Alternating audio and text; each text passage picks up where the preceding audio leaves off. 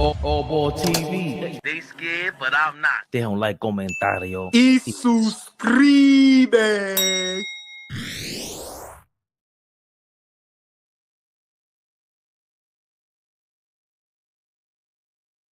Yeah. Let me know if my levels is good. My levels is good.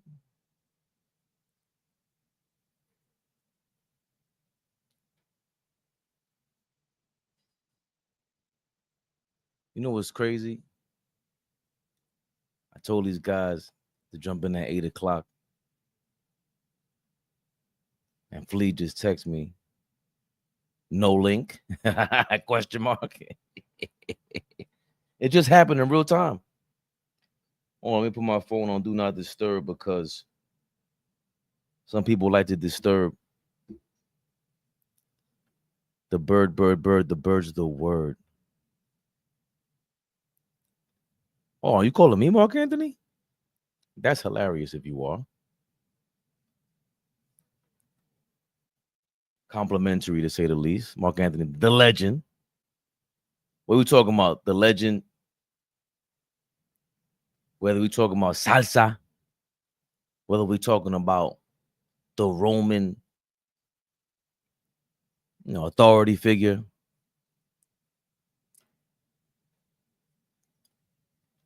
He is legendary, even though he was following up on Julius Caesar's Twitter twang. If you know, you know. That's right, Mary J-Lo. The crew is coming, King Speech. They're on the way. Trillium. That's right. The Alejandro Rodolfo Heriberto James effect. James effect. Excuse me. Excusame. My brother's on the show on YouTube. Don't get it twisted. Turbo. Anytime you see that name in the building, y'all show respect. The historian, the basketball knowledge. You guys ain't even catch up with. How about that? Yeah. He'll mic check your ass. Yeah, YouTube said we could curse in the first 7 seconds. They told me that, and I waited. Flea's not on yet, so he didn't test it out. This isn't a Lamont show. I don't. That's an unhappy face. Yo, 3P God.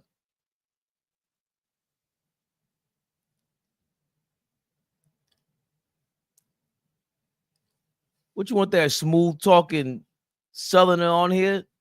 That guy's gonna wrap circles around you. Look, guess who just popped up in the building? Spoke him right up. Elmont. Lamonte. Everybody got a Dominican name today. F that. El Rey. El Rey de hablando. De bochinchando. Mr. Monologue. You know how hard it is to do what Lamont does? I can't do that shit. I can try. It's a real belief in yourself. Like you rant and then you have to check yourself while you're ranting. He has real concise monologues. I don't know if I'm capable of doing that. And he goes on for hours. He should be a millionaire, man. If he's not already. Don't let him lie to you. He's up there just chilling, rapping words. You got money in your pocket, Lamont. You sitting on too many stacks. Let me get $1. Come on, man. You know who I be.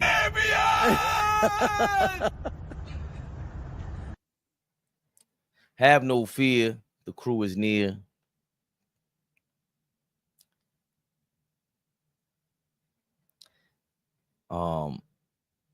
Do you think Grant Hill was better than Scottie Pippen?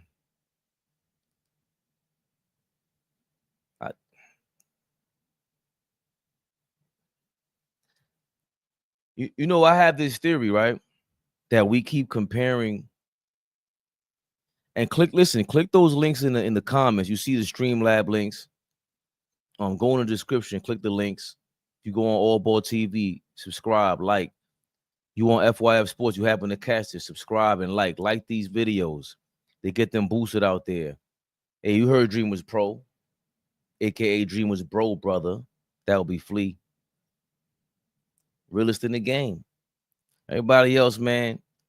Come on, we know you got to put on a show, but what's all this yip yapping and trick trackery about? Don't get me off track. Click the links in the description, hit the like button, follow FYF Sports, follow All Ball TV, Favorite Perspective, follow Fleet. All the links are in the description. Shout out Dime Dropper. I'm gonna shout him out in a second too. He's been working hard. If you don't know who Dime Dropper is, if you don't know about the Clippers, you better go follow him. I think he's 25 years old now. He's the only 25-year-old that goes back and watches Wilt Chamberlain footage and Bill Russell footage. Bill Russell footage when he was on the St. Louis, whoever the hell knows to hit their damn names. Y'all ain't doing that. So Turbo, aka Marcel Smith, he's asking, do I think Grant Hill was better than Scottie Pippen?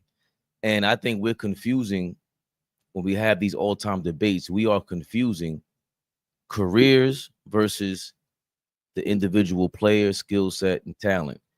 And it's so much easier to break down, I think, someone's career, Flea. Turbo just asked, do I think Grant Hill was better than Pippen? I don't think you can even compare Grant Hill to Scottie Pippen's career. That's not even an argument. You can't argue that. Pippen progressively got better. But when you talk about individual talent, Pippen did not, in my opinion, impact the game like Grant Hill. Not from the moment he stepped onto an NBA court. That guy was just a supernova. And he didn't get to have a 10-year, 13-year career as a supernova. So career-wise, it won't even stack. But individual talent-wise, even that didn't get to, blossom. But if it did, I don't see Grant Hill's a different level of player. He would have taken the mantle from Scottie Pippen as the point forward. Next level. Here we go. Big time. Point forward. You ever see something like this? Ha ha. Cross you up my rookie season, second year in the league. What you want to do? Big G Hill. What's up, Larry Brown? How you doing? Say Larry Brown. I said, what's up, Bobby Brown? How you doing? Somebody call me Mark Anthony in the comments. Why am I Bobby Brown? Yo, hold on a second. You all right over there? I got something on my nose? Nah, I'm just making sure Bobby was all right. You was up here solo. You jumped out of you. I'm just making sure everything is all right. That's all good. That's all right. Good evening to the people. Good evening, Fabian. Old Ball family. Grant Hill was better than Scottie Pippen. For 3 years? In a vacuum, if you put it in a vacuum, Grant was better. Talent-wise, I mean, obviously Scottie plays next to the best player of all time. Number 2 pick? Because Big Dog was first. He was first. Grant was second. Who was third? Kid was up, yeah. Damn it, he didn't even finish. Yo, bro, they got cool rookie of the year. They got Big Dog up out of there. Big Dog averaged 20 a night that year. He should have had some type of consideration. No. You're bugging.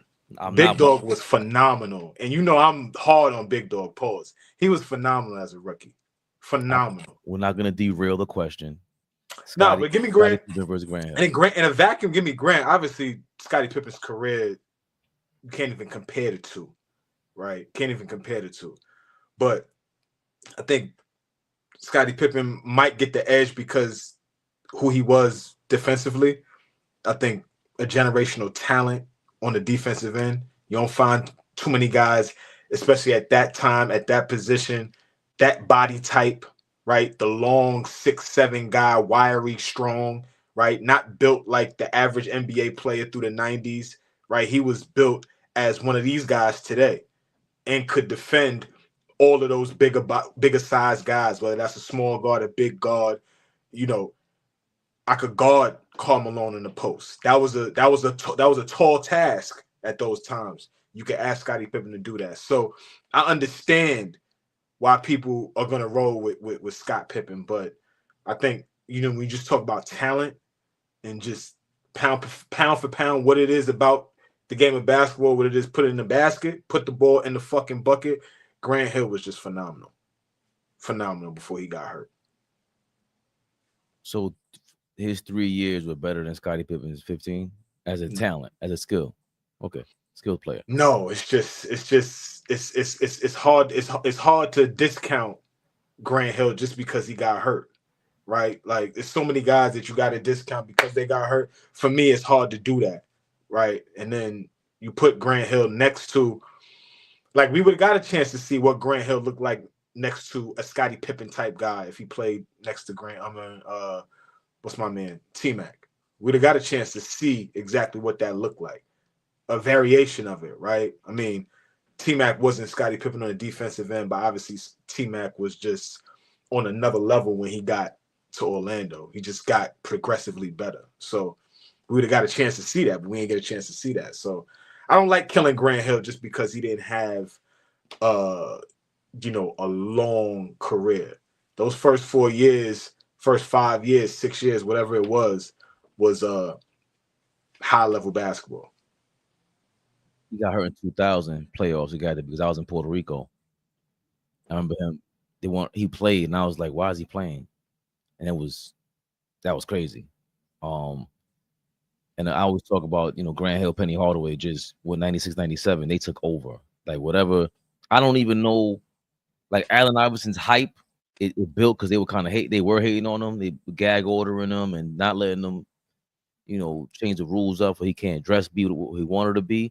But even Kobe, like, I don't remember stars like on Grant Hill, like with the Zion hype.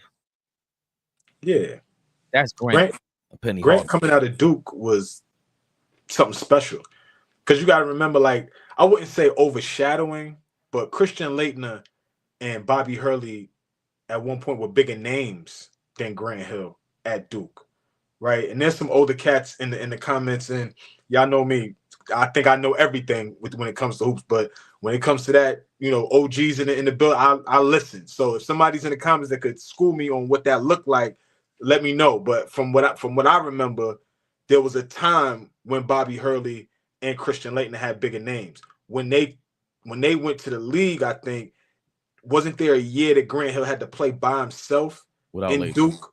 Yeah, without Laettner at Duke. They lost to the guy they compared to Barkley, Williamson. Collis Williamson was in Arkansas.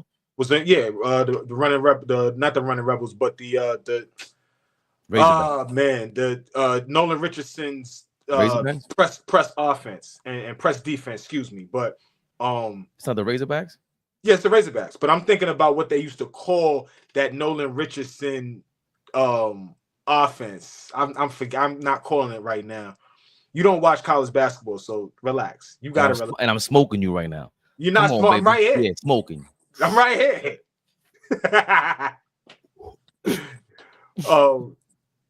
Good shit. Yeah.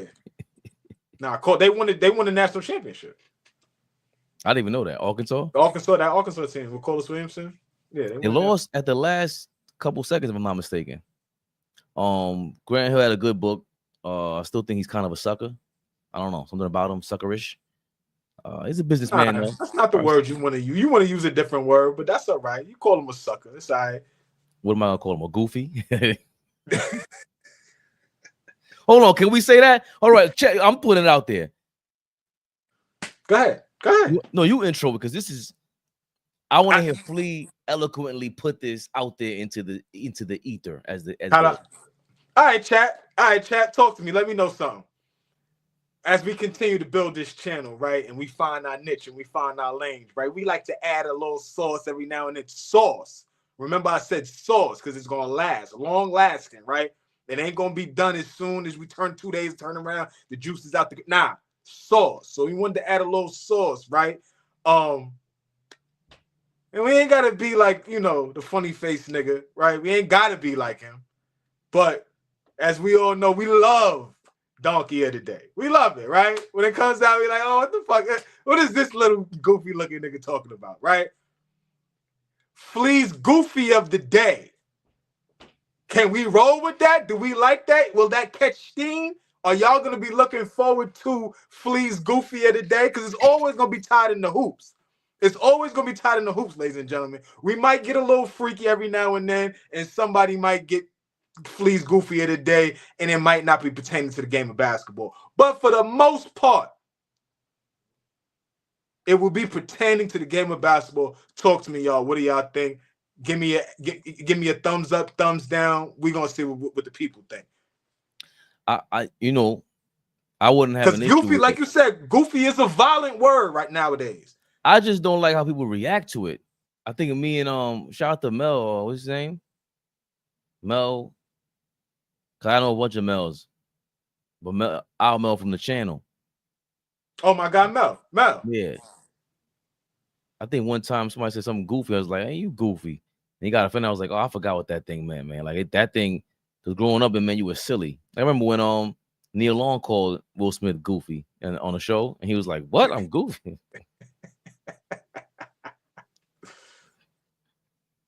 And even that was kind of insulting, but he was goofy. Like that was goofy.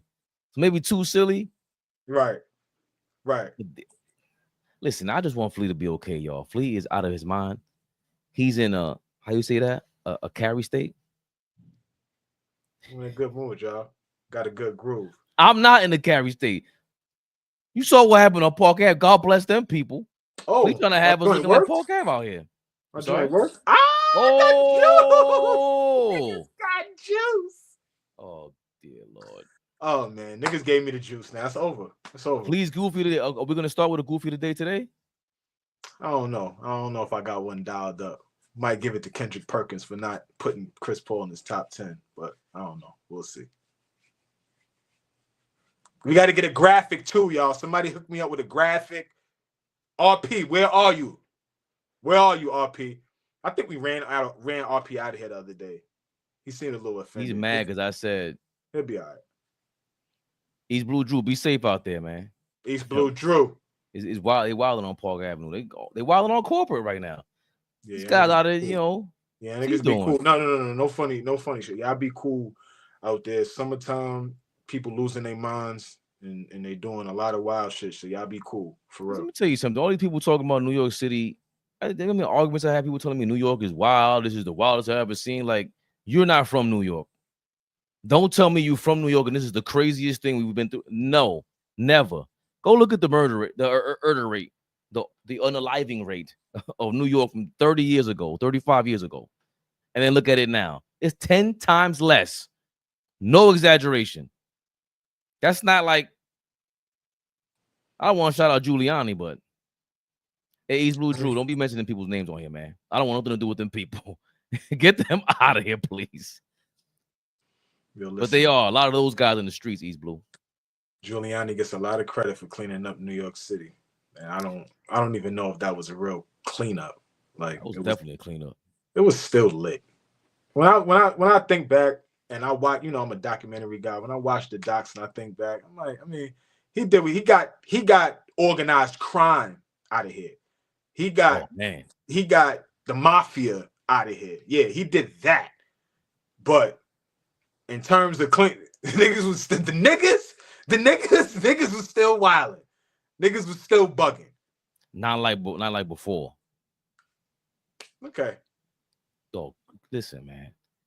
Crack was just different, man. What we talking about right now? It was different, yes. New York felt different, smelled different. The buildings looked crazy. It looked like a war zone. This is nothing like when we were growing up. No, people are trying to compare that to now. No. Yes, because it's not even comparable. Right. Like you can't listen. God bless them, the people, the police officer that went down, him and his family. That's unfortunate. But as human beings, we are ridiculous. That's the problem. We have too many people that need some help. Badly. That guy has CTE, apparently, if he did. But I'm not getting too serious. It's not gonna happen. Because I gotta laugh. Not laugh. People out here trying to take your girl, yo. What happened with this, Flea? What's this about? Chinchilla Gorilla. What's B.I. doing, man? Word? Wow. Fabian, 14 points, 5 rebounds, 3 assists. His shooting splits will be 42, 33, and 75 this year. Mark my words.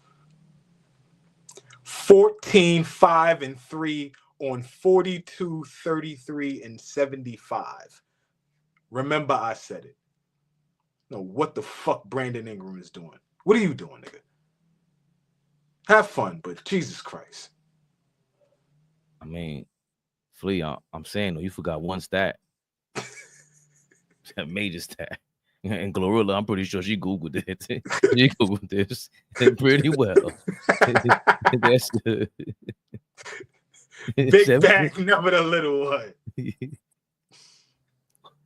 7 p.m. on Friday. She turned Friday into one syllable. Go ahead, girl. I'm going. Close. She said, I'm going across the border for this type of shit. You shitting me? You shitting me? Across the border I go.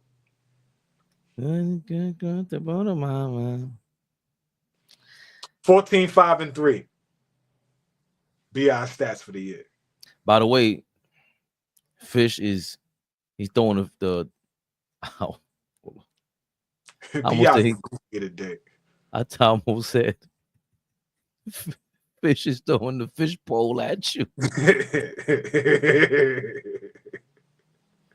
I'm sorry, I just got a bunch of harmony around. 40 minutes of hell. That's what yeah. There you go. And shout out to you, Swan William. I ain't ignore you, man. There you go. That's one of the illest nicknames I heard in my life. Nah, man. Them niggas was on your body. On your body. That sounds like a wrestling match. On your body. Jesus Christ. Talk about pressing for 40 minutes. Different. Turning you over.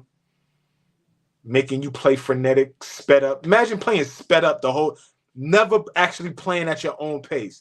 Whether that's pushing the basketball or getting into something, you just always sped. You always trying to figure out how to get the ball across half court. Yeah, that's different.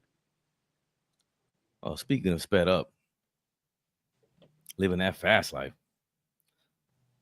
I mean, we gotta chill out, man. What are we doing out here in these streets? I thought we were gonna nominate this guy for, Goofy of the Day. Former New York Knickerbocker, Marcus Morris, allegedly stole more than $250,000 from a Las Vegas casinos, plural. Oh, my man was going bananas.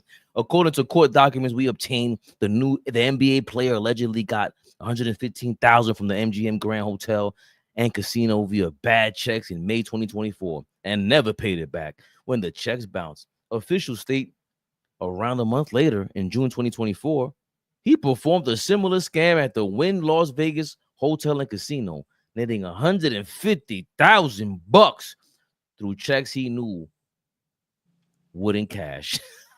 Why are you taking his picture, Marcus? Marcus. Don't say it like that. Marcus is, but listen, what you gonna say like this? Don't say it like her. It's only Friday. Marcus. Nah. What Earth is that? Is Earth still alive? I believe so. Is she? We would be some assholes if we didn't know if Eartha Kitt was still alive. I mean, it's not an asshole, but somebody's gonna tell us. No, she passed away in 2008. Damn. That's nasty. That's what I'm saying. That's what I mean, assholes. That's a long time to not know if she's here now. Rest in peace. That was disgusting. I'm sorry. Catwoman. A lot of roles she had, even though I like Miss Kitka in that Batman, but it's neither here nor there. You know what I'm saying? 7 p.m. on Friday. What's the first sequel that comes to mind that was better than the original? You mean like a movie? Mm-hmm. Godfather. Batman. Godfather 2 is Rises. better. Godfather 2 is better than the first one. Yeah, and I love part 1. Like I love part 1. I think part 1 Part is one like is part one is ill. ill. Yeah, but part 2. Let me tell you something, man. My man, go ahead. I heard you say my man. When you say my man, Nah, my man. I was going with another movie, but my man said Rocky 4 is better than Rocky 1. he's wilding. Okay. But part 4 is ill. Part 4 is ill, but I don't. That's why I said I don't know if it's better than 1. Part 4 is fire though, because that's Dolph Lundgren. That's when Apollo dies. Like it's kind of fire. I don't know. Part 4 is crazy. Like people say part 1 is automatic. You know what? I said that way too fast. Like part 3 was ill. Come on, man. My man's name what's Mr. T's name? Clubber Lang. Oh, Club, yeah. Stop playing with him. What do you say? Okay. Your girl. We'll get with a real man. I think 3 of them said Terminator 2. Fish said Godfather 2 was trash truck juice. Listen, Fish, you are totally trolling right now. That's not even Fish worth. sober tonight. He ain't have his little libation tonight. Godfather. You see? Listen, y'all don't want me to get on my. You just clowned Beverly Hills Cop, the new one that just came out. You just clowned that shit. I didn't. No. I was asking because I thought part 3 was and like Beverly Hills Cop is mad. Like looking back on it because I grew up on it, I'm like, oh, this is funny. Comic book style stuff to me, like it was great. It's a great movie too. But I told you the story already. When my daughter wanted to watch Rush Hour, I'm like, yo, listen, man, that's not the OG. This is the OG. We put we put that Beverly Hills Cop on. She was like this.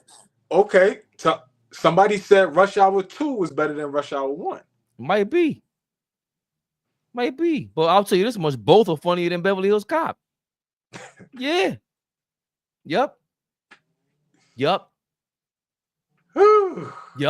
You's a disrespect. All right, man. All right. Whatever. See? Man. Whatever. But you could say Grant Hill was better than Scottie Pippen. Yes. What? Yes. He had 2 good legs for like 2 years, bro. That's nasty. Come on, what you're doing. That's nasty what you're doing. You're making me get. No, you did that. Yeah, you did. Yeah, because you're not even authentic. Look at you. Yeah. Put your glasses back on. Put your fucking glasses back on. Yeah. Yeah. You making me get nasty is crazy. That's insane. I don't know if anybody else caught it. It was crazy. East Blue Drew usually gets us out of here. Bill Nix Met said, I watched none of these movies. You never watched God. How old are you, bro? Listen, if you word to mother, you got to start asking some of these folks that, yo, how old are you? Yeah, before we go in on you, because if you're 15, you shouldn't be watching these movies. I do not recommend to watch these movies. I ain't trying to get kicked off. 27. I like it. We got a young boy in the building. I love it. Bills, Knicks, Mets. Don't make me curse you out. He's right on track. I love his avatar. He got the Liberty in there. The only team on that screen that's won a championship in recent memory. In over a decade in New York. Right. I like what he's doing. Shout out Bills, Knicks, Mets. Whatever your name is. Sabrina, what's the other girl that was she going crazy in the All-Star game? Who? Sabrina Ionescu on that Liberty team? The black chick, the dark skin chick, brown skin chick. Who they got? Tasha Cloud is over there now. John Jones. Oh, Jonquel Jones. Yeah, Jonquel Jones. Tough. They got rich. Yo, that team is so good over there. Did she get better? Is she better? Is she the best player on the team? Jonquel? Yeah. I mean, Breonna Stewart is there, so I mean, Stewie is still okay. One of the best players, but I mean, you pick your poison with Stewie, Ionescu, Jonquel Jones. Then they got Tasha Cloud over there who's going to strap you. Like the Liberty are tough. Then they just got the best European player on their team. I think Emma Westerman. They just picked up Emma. Emma was Finals MVP back in 2019 in the WNBA. She's on the Liberty now. Like the Liberty loaded. Liberty are loaded. They should go back to back. Bills, Knicks, Mets. Go watch Godfather 1 then part 2. Then you could go watch Goodfellas, and you see the difference in how Hollywood changed with gangster flicks. Then you go watch Beverly Hills Cop 1 and 2, and you come back and watch Rush Hour 1 and 2. And you tell me which movies is better. Some people like Goodfellas better than The Godfather because of the way the transition moves. It's more of a faster pace, but ain't nothing fucking with Godfather 2. Let me ask you then, Fabian. We'll move on right after this. This is not a traditional part 1, part 2. What's better, The Fugitive or U.S. Marshals? I ain't seen. OG, hold on. Let me ask OG first. Then let you think about that. OG, what's better, The Fugitive or U.S. Marshals?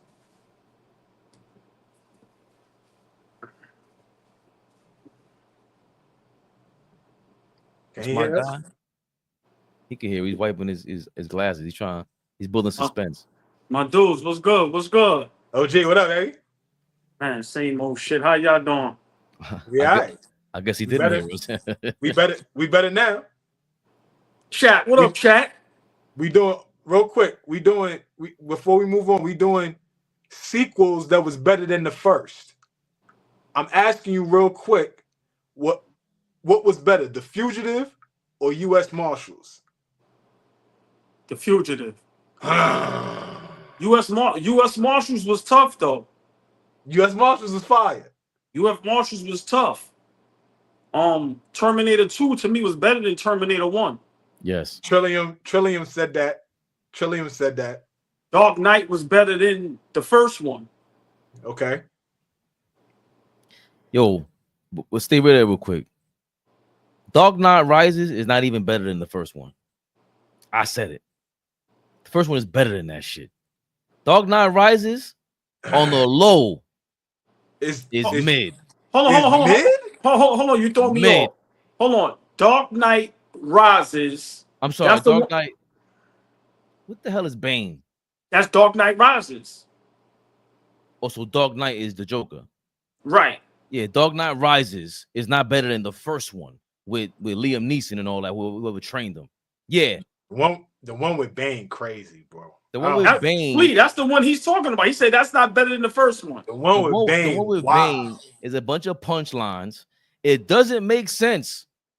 It doesn't make sense. I'm watching him like, so he broke his back. He broke Batman's back. This guy made it out of a hole. Your man had a nuclear bomb, and he decides, I'm just going to wait for Batman to get better.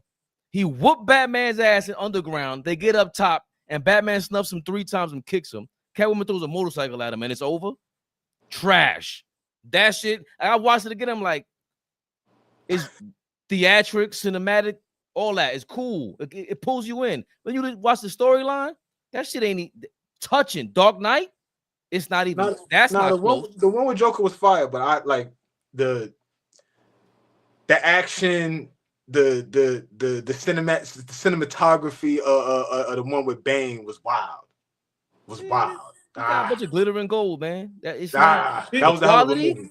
Big shout out. I gotta give him props. Fabian, man, B, my guy B, he brought up one that people rarely bring up. Rush Hour 2 was better than Rush Hour 1. I just said that a little earlier. Okay. I just asked that. I just asked that. Yeah. Hold on. It's better than Beverly Hills Cop. No, I listen. Rush Hour 1 and 2 is better than Beverly Hills Cop 1 and 2. Yo, sometimes when we are old boy, that's hold on. That's some diabolical shit when we agree. Hold on. I love Beverly Hills Cop, so I don't know. Hold on. When was the last time you watched Rush Hour, please? I'm sorry. I will say something so crazy. You already did. About Eddie?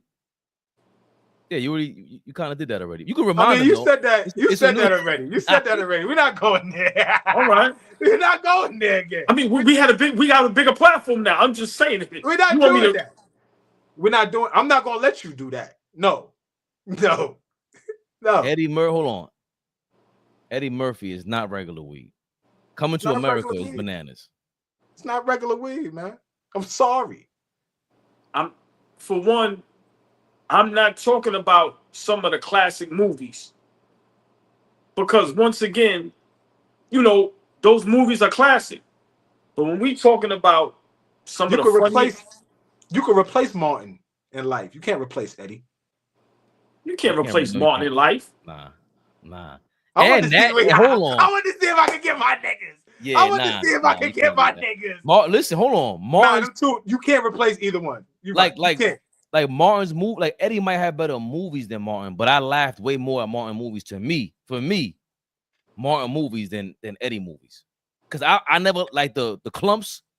In fact, what they call them? The big dudes. Professor? I ain't laughing at that shit like that.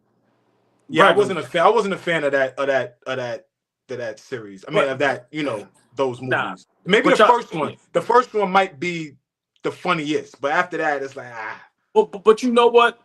I might have to retract because when you start really thinking, when you go Harlem Nights and Coming to America, Trading Places, to me it's like when you got 3 to 5 like classics, because a lot of people ain't got that. Niggas got a big body of work, but to have 5 like classics, it's not many with 5 classic, right? 48 hours.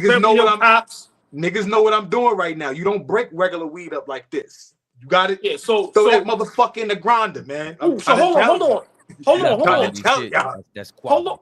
Hold on. The mind is going. We can do this. We can do this maybe another show. Yeah.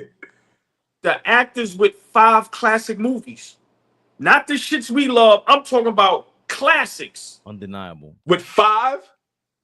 Eddie got 5. Let me ask you a question though. Martin doesn't. Let's move. Yeah, I don't know if Martin does, but we could move on because we could stay on this the whole show. But for real, does Denzel got 5? Yeah. Yes. Easily off the top. Just Malcolm easy X. top. Mo Better Blues might be there. Okay. All right. Glory's kind of, and we go the shit with what's the white dude name that was in the Outer Space show? He got 5. Ricochet, I like. Right. Listen, he got Game, Booker, Eli. He got a lot of. Obviously, we didn't say Training Day. Training Day absolutely has to be right. He won the Academy Award off that, so you can't. Yeah. Know what I mean? Yeah. Denzel got a lot. Bone Collector was a classic. Bone Collector was fire. But I don't know if it's as bona fide as like Eddie got 5 legit like Hall of Fame. He got the plaque up there. Like, no, you ain't got. He point to it like, no. That's a fact. Yeah, Eddie. I don't know if anybody got like if he's in that. And then what he did at classics, what he did with Dream undeniable. Girls. Who? In Dream Girls, he killed that. He killed that role. Yeah, he was amazing. I watched it like, yo, Eddie is really the man, bro. Yeah. This is Jimmy got soul. Jimmy got soul. Nah, he was out of control. But you know what else? A unique American Gangster. Okay, Denzel might be there. He got 5. Like he definitely got 5. I'm gonna give y'all a sleeper with Eddie Murphy. I loved him with Tower Heist. I like that movie. I like with Ben Stiller. Was it? Yes. With Ben Stiller. I'll give y'all another one that's like low key. Metro. Yeah, I remember Metro with Eddie, and I forget the white. Who's the white boy in that shit? I don't remember his name, but I know you're talking about. The Metro was good to me. Like, there's a lot of. Hold on. Wesley Snipes got 5 classics. Yeah. I'm gonna say something. Like, I'm gonna say some niggas ain't gonna like, and that's okay. Blade trash. Blade not good. Blade is trash. I don't agree. Blade not good, y'all. Hold on. How we forgot that? Yeah. That's Philadelphia. I mean, hold on. That guy got 5 classics. So Eddie's up there. I mean, Denzel's up there. Philadelphia, he's up there. But his co-star in Philadelphia. No, but stay. Hold on. Yeah, that's what I'd have given. Yeah, Hanks got 5. Yeah, Hanks got 5. He go back to Big and Forrest Gump and all that. But hold on, Wesley Snipes. Flea, I understand what you're saying, but Blade saved Marvel. I understand what you're saying. I got you, but that Blade shit was dookie. But New Jack City. Don't do that, old boy. Don't throw in the moral clause that we talk about. Blade was fire to me. Hold on, Blade 1 and 2. I like the mother shits. Blade was good to me. I don't know what y'all talking about. We talking classics. Blade is not classic. Blade is a classic. Y'all niggas is bunking. Blade ain't a classic. That shit ain't no. What's the Marvel movie, The Endgame? That shit ain't on that level. That shit ain't no Captain America and all that. Blade regular. Nigga, nothing is on that level. Okay, Blade regular. But we talking about Blade regular weed. Blade regular Yo. weed, man. Yo, if y'all ask these nuts at Comic-Con and MCU, That's they different. will jump us. Right, Yeah. but that's a love. That's a need. Yeah, that's that's a different- not Bro, that's a classic, bro. Y'all bugging. They go jump us for loving Martin. All right, go. No, you just said hold on. Go back to Wesley Snipes. New Jack City. White We man got- can't jump. What? Yeah. What else we got? U.S. Marshals. The shit with Samuel L's first movie where he's a. But crackhead. do we consider? Hold on, nigga. He was in King of New York now. He For a was second. second. It's like, Yeah. and he was the police, right? He was the police. Yeah. Jungle Fever. That's what I'm saying. People love Jungle Fever. Nigga, that's a classic, nigga. Y'all Yeah, niggas people bugging. love that shit. That's what Yeah. Samuel L played the drunk. That's what I'm saying. The alcohol. Yeah. What was Gator? Right. Oh shit. That nigga said. That nigga. What's my son name? Ooh, Ozzie Davis. Hold on. Who that? Hey, yo, Fish. Remember the Titans? Oh, Sugar Hill. Yeah. Remember the Titans. Remember Yeah. the Titans? God Oh, damn, Fish Fish. Fish went crazy just now. Yeah. But these are all like The Denzel Hurricane. The Hurricane. Denzel solidified for sure. No question. Wesley isn't on their level, but Will Will got 5.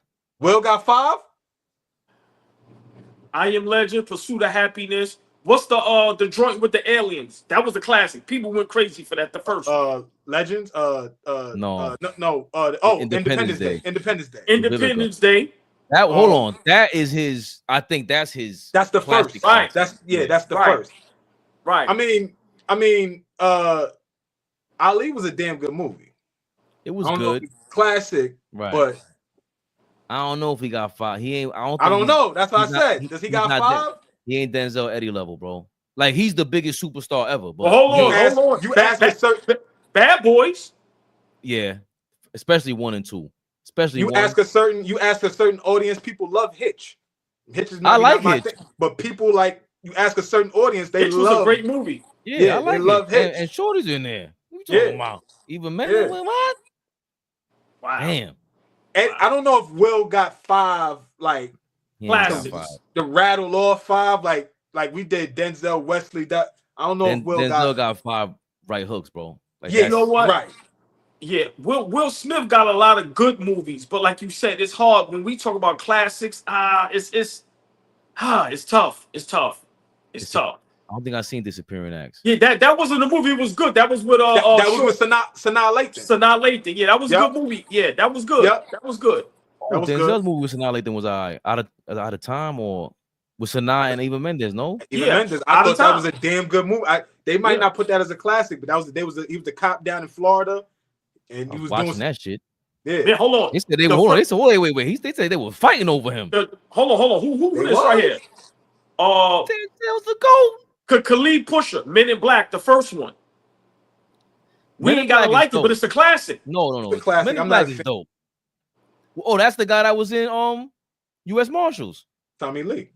Oh, that's his name. Yes. Tommy Lee Yes. is his name? Yeah, Tommy Lee. Tommy Lee Jones Tommy Lee Jones. Tommy Lee Jones. I'm thinking played the same character every movie. well, he's ill. He's ill, bro. Yo, You know- I never thought about that's a fact. Yeah. The same type of nigga is. What's Word. the movie with I was just talking about? No Country for Old Men. Yeah, He's in that. That was Yep. good. That That was movie's good. crazy. That was good. Was that directed? Tarantino did that? nah, Or I'm bugging. nah. He didn't. He I don't didn't do even know that. who did He it. didn't do that. He didn't do that. Okay. G Money didn't deserve that. He didn't. Corey Rogers, man, is that your real avatar? Get together. Just ask him so we could get it over with. Please. Because if that's really you, You gonna Corey. make all glasses up again? Come on, man. he got the braids. He got the braids in. Hold on. You see, old boy was what? He was like a half hour late. I ain't shouting you out, old boy, but the streets is talking. You've been caught. They said, "Yo, I was sent this out." What? They said, "Yo, your man is late, but we got the footage, bro. Stop playing with us. Tell your man, old boy, gotta chill. It's over for him." So I said, "Yo, what you talking about?" They said, "Yo, man, we found him." You think in the street?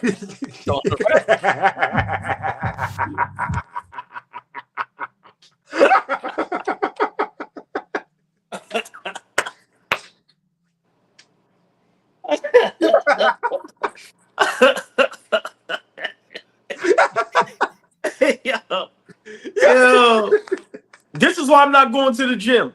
I refuse to look like that. Listen.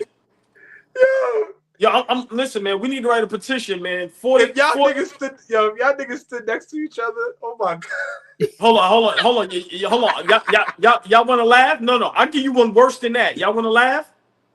I'm watching the 50 Cent movie today. You know I love making fun of myself. What was the 50 Cent? Get Rich or Die Trying. Get Rich or Die Trying, yeah. I said, yo, if a nigga called me, what was the rapper that played Ja Rule? Dangerous. Mm-hmm.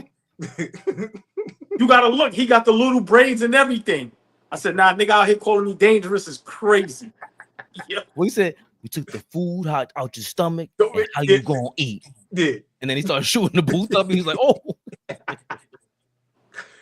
Why do I know this? That movie was low-key bad too. Sorry. That shit was terrible. That movie was low-key bad too. I went to the movies to see that shit. That shit was... Yo, Fleet, I love 50. You know how certain shit you watch after the fact and you like, yo, this shit was bad. It was just bad. Not good, OG. It wasn't good. That shit was not good. Hey, Abby Kovacs feels that Will Smith was better in Bad Boys than Ali, to be honest. Hey, you know, Abby, you convinced me pretty well. That was pretty persuasive speech that you provided here on All Ball TV. Not gonna lie. Big shout out to Abby. Listen, the Avatar. The Avatar is beautiful. What we said, simple and plain. Simple and plain. Abby, not for nothing, but is that you yourself in the Avatar? Did you actually take a selfie? Simple and plain. Just curious. Look at him. He's out here. Look. But I ain't gonna lie. I think I thought he was gonna get out of here. Listen, I'd be shook. Oh my god, man. OG, what we got? What we got? What we got, Fabian? What we got?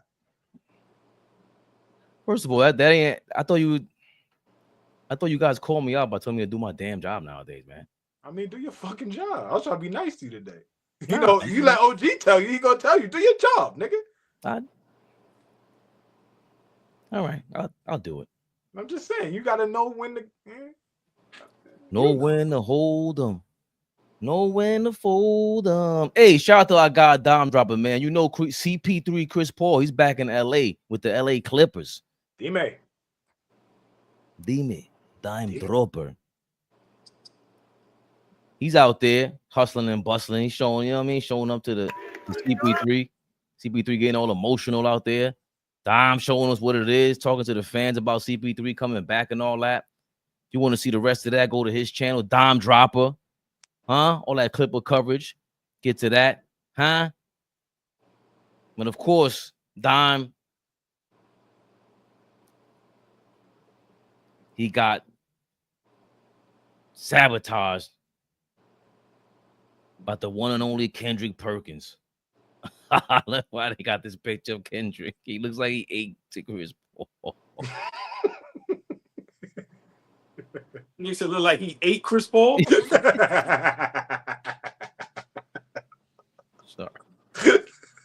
I'm sorry.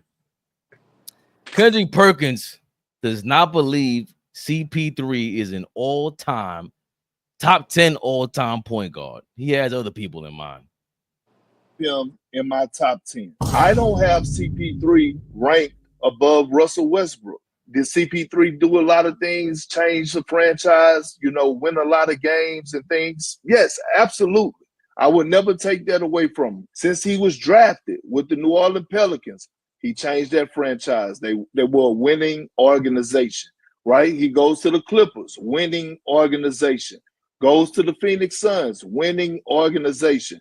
But when it comes down to rankings, you got to check those boxes and you got to have those accolades. And when I say accolades, yes, championships or finals MVP, obviously, but CP3 don't have one MVP. I do not have him in my top 10. I don't have CP3. Well, there you have it.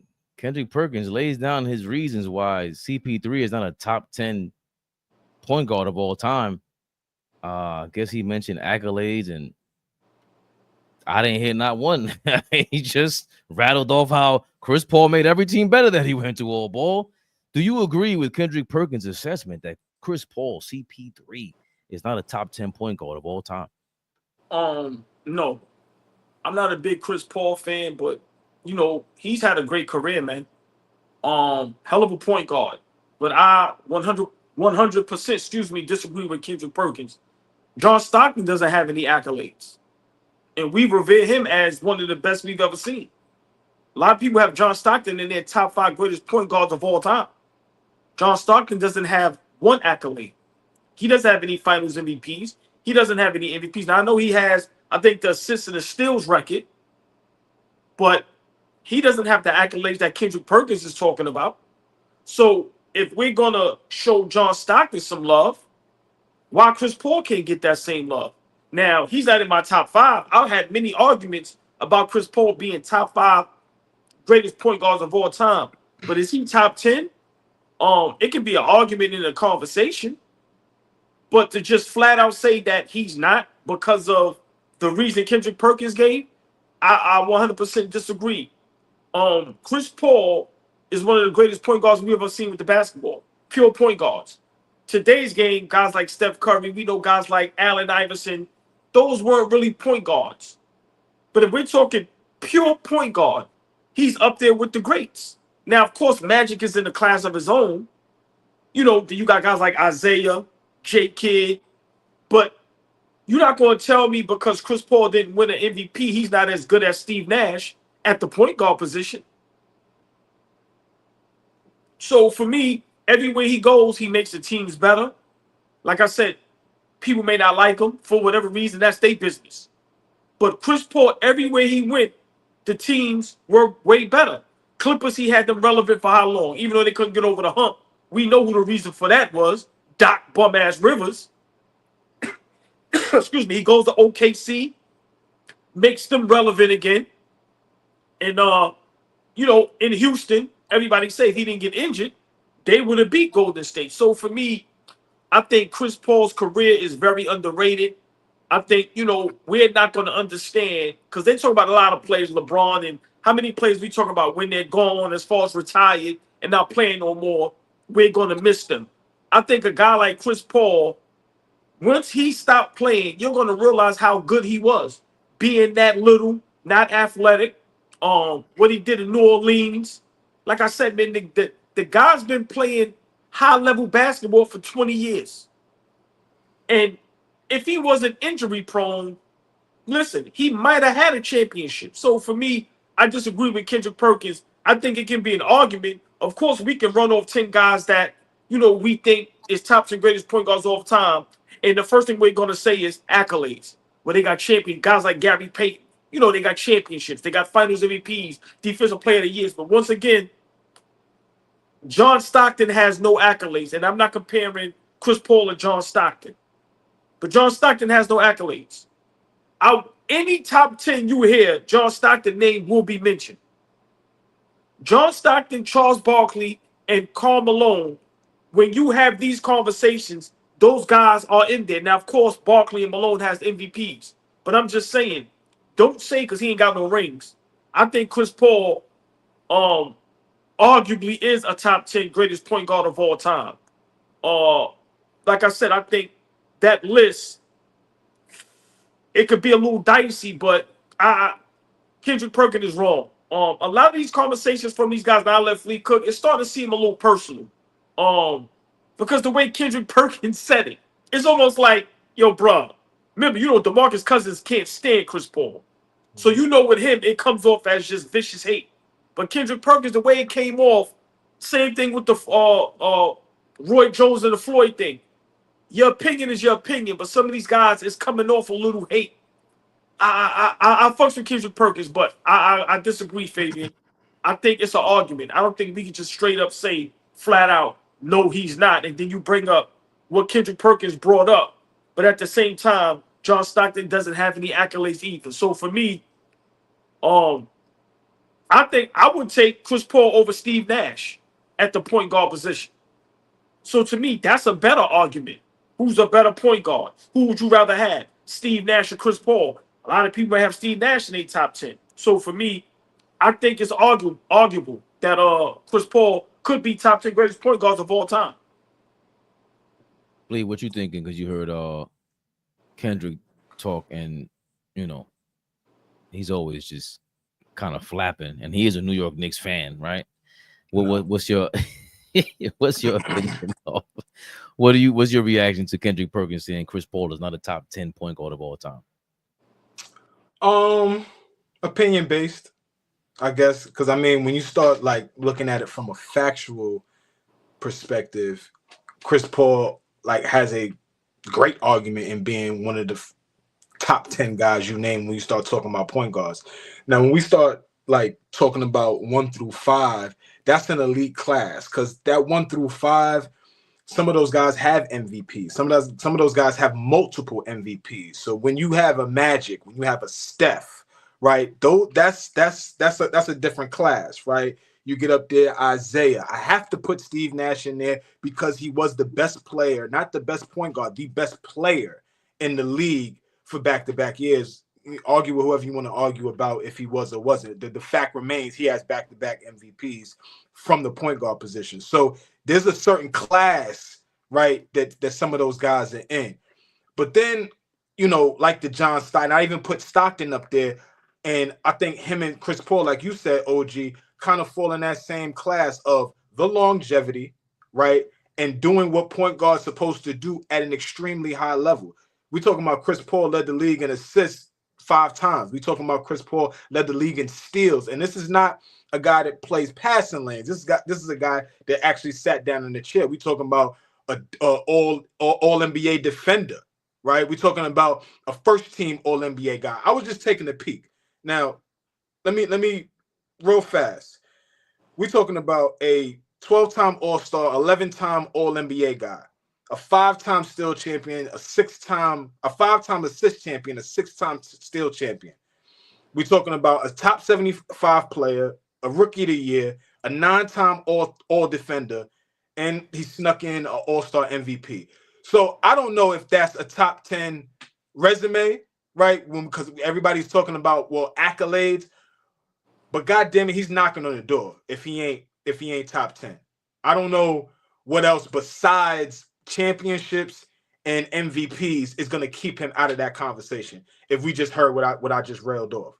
Now, aside from that, there's plenty of times where he's been top 5 to 7 in MVP voting. So it's not like he hasn't been in the mix or in the conversation. There was a time where he was a top 3 candidate in during his career. So I'm not a huge Chris Paul guy per se, but I will say, like, you have to respect him from the pure point guard position. This position has evolved, right? It's evolved into a position where you have to be a bona fide scorer, where you have to be a playmaker, where you have to be one of those guys that can score at volumes. He was never that guy. Chris Paul averaged over 20 a night twice in his career. So he is the guy that is really, keeping what that prototypical point guard looks like. So I don't want to discount him because he came up and started thriving and flourishing during an era where the golden era of point guards. We're talking about the Russell Westbrooks and the John Walls and the Deron Williams and all. The list goes on of tons of point guards that were super hybrid, super quick, and could put it in the hoop. Chris Paul wasn't that scorer, but goddamn it, every team he played on was a winner. Deep playoff runs, right? You respected them. You had the game plan for them, right? He always had his teams prepared. So, I just think because he's not a champion, shouldn't keep him out of that top 10 conversation. Did Monty Williams coach him on the Hornets when he almost beat the Spurs 7 games? Yes. That Chris Paul, that's damn near up there with any point guard I've ever seen. That's number 1. So at his peak, at his best, I've seen him bust Steve Nash's ass. Even though Steve Nash gave him 35 or whatever, it was the same game in Phoenix. That was crazy. I think it was his rookie year, and it was amazing. Him and Deron Williams had a nice rivalry before Deron got hurt. Shout out to Nate Archibald. Why you say his name like that? Like you ain't no Walt Clyde Frazier. A lot of guys. Earl the Pearl. I think World B. Free played the point a lot, but World B.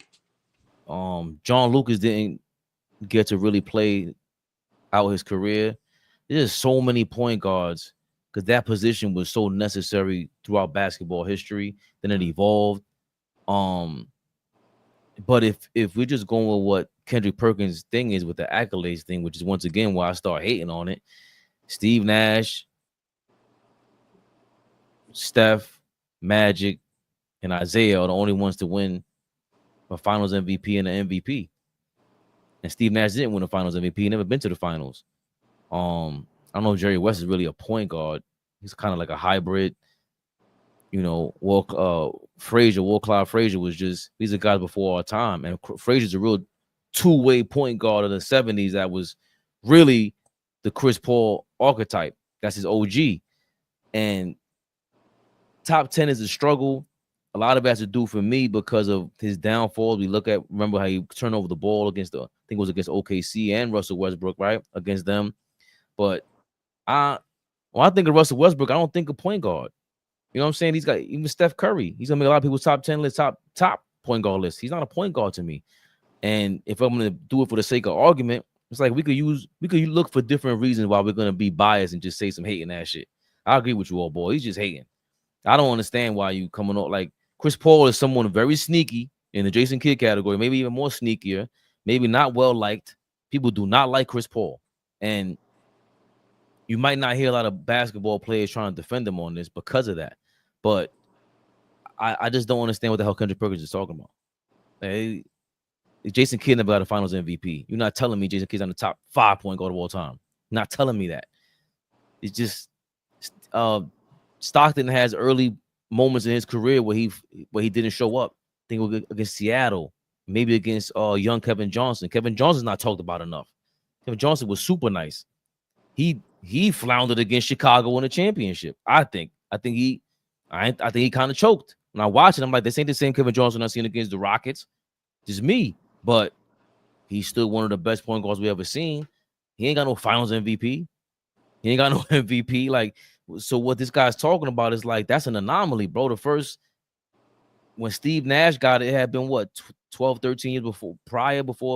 Hold on, did Isaiah didn't win the MVP? He got a Finals MVP. He got a final, no MVP. Yeah. So I don't know what he's talking about. So before Steve Nash, it was Magic with the MVP. What is he talking about? So there was no great point guards between Magic and Steve Nash? What is he talking about? It's just like, this is more proof of why Flea kind of hates to hear this shit. He kind of hates to see these ball players make it to a big level. You get a microphone in front of you and make no fucking sense. Why do we make more sense than you do? We did not have to play in the NBA. We did not need your credentials. We didn't have to watch every single game. We just give dudes their props. That's it. Chris Paul on a top 10 dude, and that was your reasons why? That shit was trash, old boy. I got no more to say about that. He should be banned from the Knicks bandwagon too. This is getting ridiculous. I mean, y'all both make great points. But Kendrick Perks, his list, because now if we're going off of accolades, Tiny Nate Ultra Ball is he has to be in that conversation. He's done something that hasn't been done yet since he's done it. So, we have to be careful when we make these lists, because, if accolades is just what we're going to talk about, then I see somebody in the chat, I don't know who said it, but why isn't Tony Parker's name brought up as much if we're going to talk about accolades? And he won a Finals MVP. So, for me, that conversation, Flea, go ahead, cook on that. I listen, go ahead. The floor is yours. Go ahead. No, because I'm laughing. No, I'm laughing, OG, because I saw a graphic that somebody put together, and I thought that shit was like spot on. This whole conversation, right? The Gilly and Cam Newton, Jalen Hurts, all that shit, right? And I saw a graphic, and somebody said Cam Newton and Jalen Hurts are what Derrick Rose and Tony Parker are. And I was like, oh shit. Like, and the way I thought about it was, right, dynamic #1 picks, best players in the league, got to the mountaintop, but, had a short stretch. Tony Parker has been, he was sustainable. He was around for a little while. This is Jalen Hurts' second Super Bowl. He's won one now. So like when they said that, I was like, it just made me smile. I was like, that's a in my thoughts, I thought that was a fair comparison. Oh boy, if you replace Rose with Westbrook, is more fair in that comparison to me. And then him and Rose. Yeah, because Rose didn't get we never got to see him at 27, 28 full throttle. But that's what but I understand. Oh boy, that's a great comparison because Tony Parker's not anywhere near as talented as these guys. Look, right. Nowhere near as talented as Derrick Rose. But when you start talking about them, it's like right. And Fleet, the same thing with the Philly quarterback. I ain't gonna say his name. I'm a Giants fan. You know me. Fuck Philly, right? But he's not a great quarterback. You know, right. I mean, he's not the top of the cream of the crop, right? I'm gonna be honest. Tony Parker was that dude, bro. Like Tony Parker had some game. Like Tony Parker can play, and you don't mistakenly win Finals MVP when you playing alongside Tim Duncan and Manu Ginobili. Like he really did his thing with those Spurs teams. So for me, that argument that Kendrick Perkins is making, remember, it's not us making an argument. He's making that argument. Once you bring up accolades, then, bruh, it's a whole lot of guys that's not going to be in that conversation, right? I know we love Steve Nash and John Stockton, but now guys like Nate Tiny Archibald, Walt Clyde Frazier, because Flea Fabian, he's bringing up accolades. So right there, OG. One season, Finals MVP, they win a championship. Where does Chauncey Billups fall in he's a Hall of Famer. Chauncey's a Hall of Fame point guard. He is?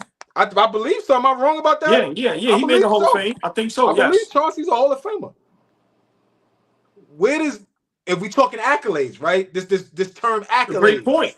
That's accolades. Okay. Talking accolades.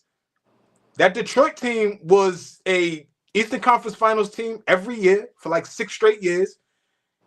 Back-to-back finals appearances.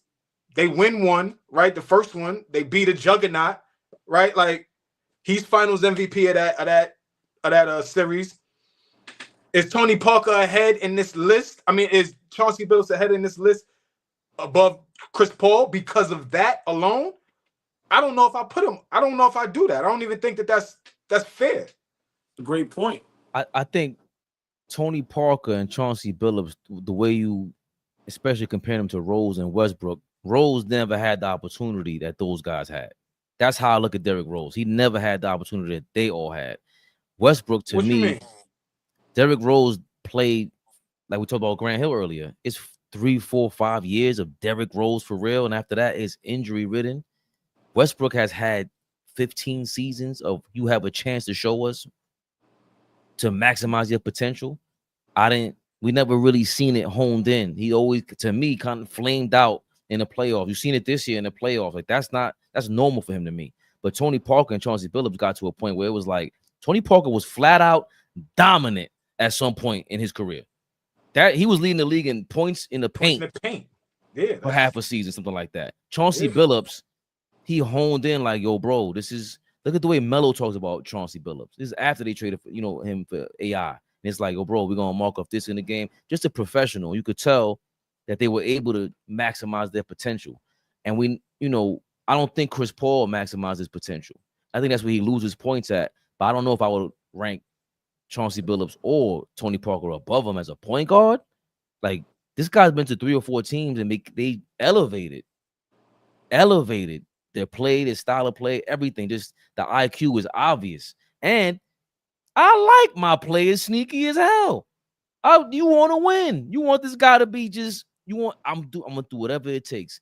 I just don't think he took whatever it took on a basketball court. A lot of mid-range shots he could have taken. Could have been a little more aggressive. A lot like Stockton, like y'all was saying. If Stockton's a little more aggressive, he got a different career, man. But Chauncey and Tony Parker, those are big names, all boy. Listen, we can laugh at this next name, but we gotta blame Kendrick Perkins. Guys like BJ Armstrong. I mean, I like we can laugh, but at the same time, we have to be careful with this conversation because Kendrick Perkins is bringing up accolades. I'm sorry. Y'all can laugh all y'all want. Listen, BJ, baby. Hold on, shout out to B. He's running the Shout out to Sacramento Kings, BJ. if I'm not mistaken. Yeah, he's running the Sacramento Kings now, right? He was an agent, and now I think he's GM. Nice. I think he's GM. Well, he's up there. He's doing something with them. President of basketball operations, something. But Y'all look it up. Oh yeah, but I Fix that honestly, shit show. yeah, but that in all seriousness though, Chris Paul, he has to be in the conversation. It's nowhere where he's not in that conversation of one of the greatest point guards to ever play the basketball game. Now how the game is being played is very rare to see a point guard actually play that position. So to me, that's where it gets a little dicey. But Kendrick Perkins, come on, bro, you played the game, and you've been watching that young man play forever from New Orleans to all the way up to now, and he's been nothing but great. And I think the dislike and the disdain for him is going to hurt his career as far as when guys talk about him when it's all said and done when it comes to these type of conversations. But it's wrong. He's definitely one of the best to ever do it when it comes to that position. Where does Kendrick Perkins have his man, Rajon Rondo, on an all-time list? Right? And that's a rivalry. That if you want to talk about rivalry, that's a real rivalry, him and Chris Paul. And Rondo ain't no slouch. We're not talking about Rondo Rondo's a multiple-time all-star. Rondo is a champion of two-time champion. Go find me another nigga that's won championships with two rivalry teams, the Lakers and the Celtics. Go find me another nigga that did that, right? Like Rondo may have something to say about that. That's all I'm saying. I like this question. Would you rather have a Chris Paul career or a Derek Fisher career? Big shout out to Unique. That's a good question. It's a great question. I'd rather get snuffed by Rajon Rondo on the court than Matt Barnes off the court. I'm sorry, I would rather get snuffed by Rondo than get snuffed by Matt. Nah, because you know why? Why? See, here's the thing. You snuffed me and I still got your bitch. You snuffed me and I still got your bitch. So what?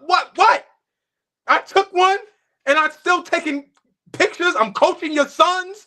Come here. Now I'm coaching your sons. I won. I had to take a snuff. Somebody had to snuff me for that. I'm cool. I won. I'm good, baby. Big shout out to Derek Fisher, 5-time champion. 5 rings. I'm good. Hold on, maybe 6. Nah. Yo, I'm gonna be real. It's too many risk your life situations going on in the world today. For some reason, that shit popped up on my algorithm of Derek Fisher and they white, and I'm just like, yo, bro. Fabian, get us in order, Fabian. We were talking about point guards. Speaking of point guards, I think the greatest of all time, the GOAT still. Don't care what y'all talking about. Magic Johnson. He's commenting on Luka Doncic's health. Yo, Magic has the worst Twitter words ever. I love how Luka's showing his Laker teammates how serious he is about winning a championship in Los Angeles by transforming his body.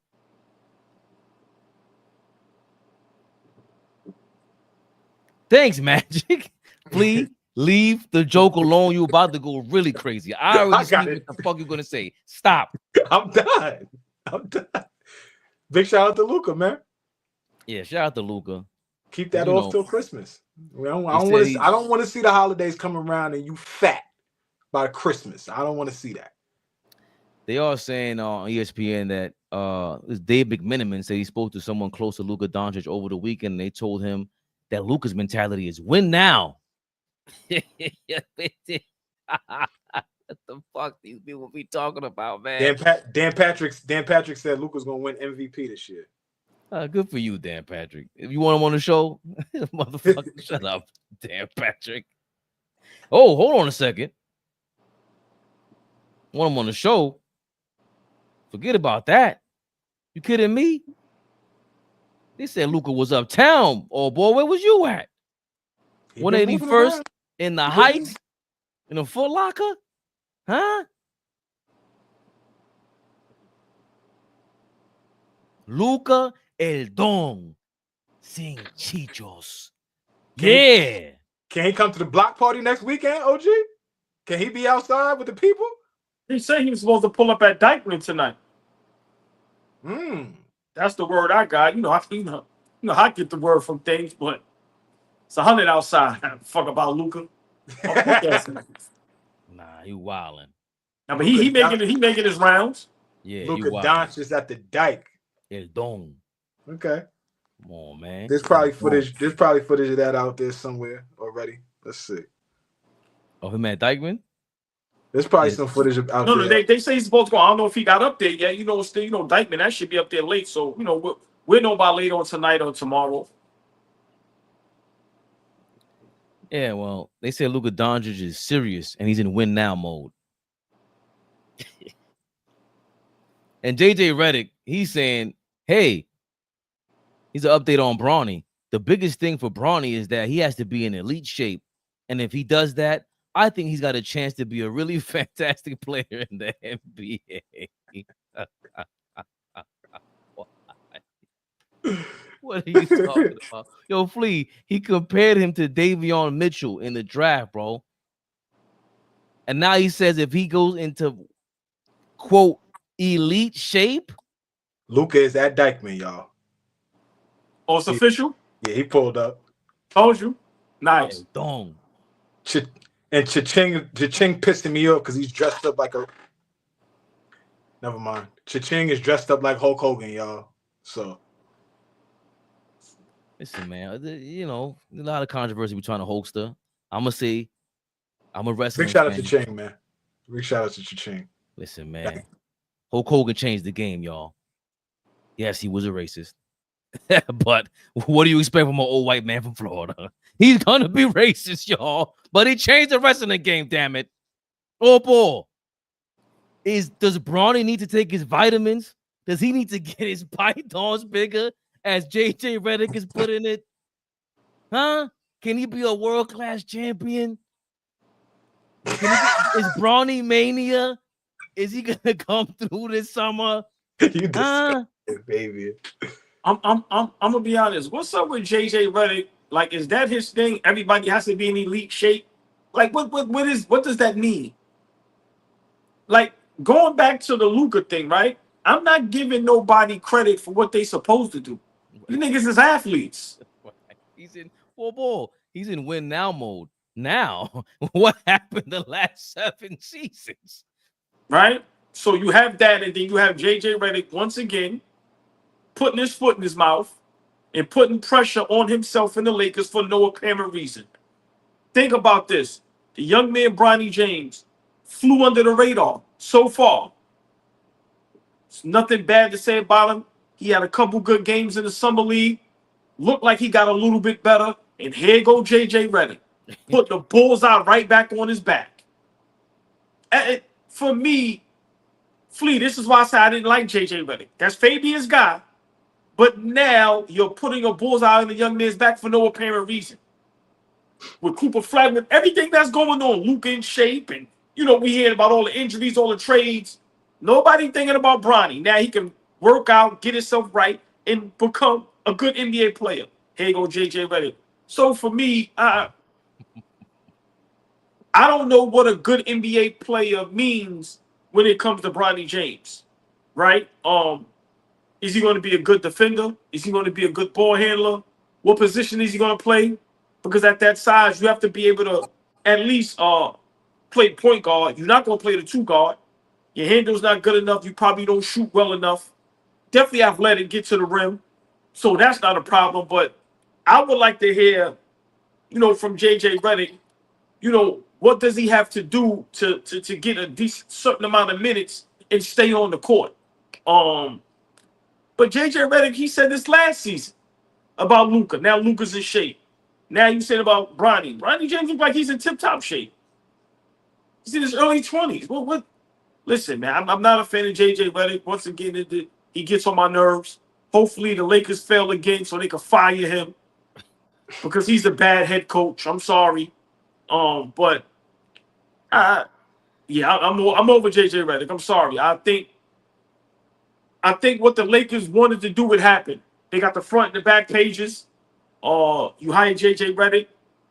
You have now Luka, still have LeBron, and then now the thing with Bronny James. So I think their job is done. Hopefully, I won't have to see JJ Redick face no more on the sidelines of any fucking NBA team. Because best believe, when he gets fired, he will not get another head coaching job.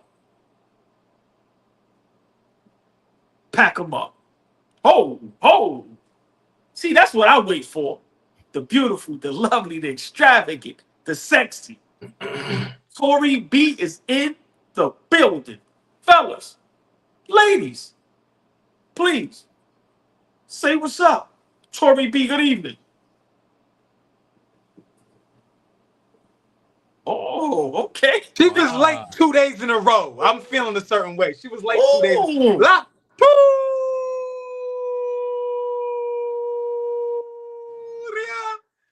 You was late, baby. Well, we happy to see you always. You know we love you, girl.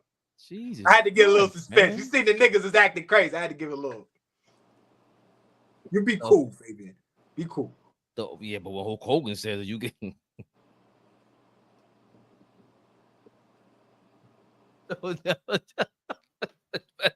Why would you say that? You Lee, want, you and this is the nigga you want us to keep in order, right, OG? You want him to keep us in order, man. Get out of here, man. Oh. Darling. Back to back.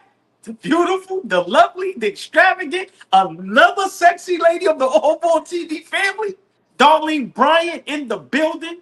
Darlene Bryant, good evening, baby. Big shout out to all the beautiful ladies in the chat. I see a lot of avatars with a lot of beautiful ladies. I don't know if they're ladies, so. Darlene B, what up, baby? Big shout out. What up? In fairness, Flea, what do you think of JJ Redick? Is he putting too much pressure on Bronny? In all seriousness, as a father, we've been down this road before. I mean, Bronny has to be in elite shape to make it in this league. Okay. A little far from a contrast from Davion Mitchell, Lou Dort type of player is what he sees in him when he was drafted. What do you think about JJ Redick's recent comments of Bronny James? I wish we could have heard the question, right? What was the question? What they asked you? That's me. What did they ask you? Because now are you volunteering too much, or are you not giving us enough? Like OG is saying, the staying, you got to be in shape. Well, nigga, every 495 players in the NBA got to be in shape. You got to be in shape to play at that level and get on the court and get quality minutes. Yes, nigga, you got to be in shape. So for me, I don't know what that means. You got to be in shape to play on that level. Putting a target on the kid's back, this kid's gonna have a target on his back for the rest of the time that he's in the NBA. He's a junior, right? His father is still active. Like this is a very unique situation. A target's gonna be on his back, whether he's playing good, whether he's playing bad, whether he's not playing at all. He's going to be talked about until he fades away, or changes lanes, become a streamer. I don't know, something. Until he stops playing basketball, he's gonna continue to have a target on his back. He is. His last name is James, first name is LeBron. So I don't know. But in terms of what I saw from his game, I think the kid's got better. It's a clear indication that he's not what he was a summer ago or last season. He looks better. He looks more comfortable. It looks like he knows where he's supposed to be out there. Like, when you can look at a basketball player and say, get this nigga off the court. He don't even know where he needs to be. He don't look like that no more. The deer in the headlights thing that we constantly talked about, being scared, all that type of shit. You don't see that. Like, you don't see that lack of confidence. Now, in his game, is his game on an elite level yet? Nah, it's quiet for that. But just in terms of, has he progressed? Yeah, he looks way more aggressive.